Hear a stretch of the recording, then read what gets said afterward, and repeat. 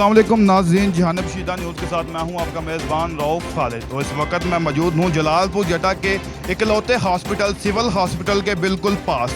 आप मेरे पीछे एक लाइटों का पोल देख रहे हैं। ये महज एक पोल नहीं बल्कि 70 लाख की लागत में मिशन जलालपुर जटा मंसूबा जो कि जलालपुर जटा की अवाम को तोहफे में दिया गया।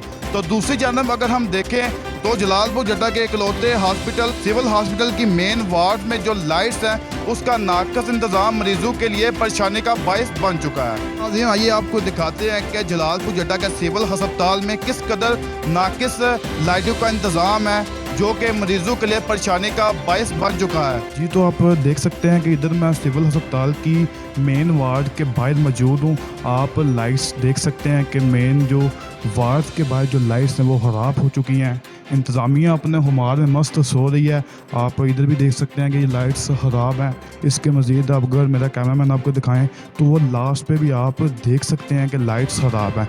एक तरफ जलालपुर जटा में 70 लाख की लागत से रोशन जलालपुर जटा के नाम से मनसूबे का इफ्ताह किया जाता है, तो दूसरी जानब शहर के सिविल अस्पताल में लाइट्स का नाकस इंतज़ाम है।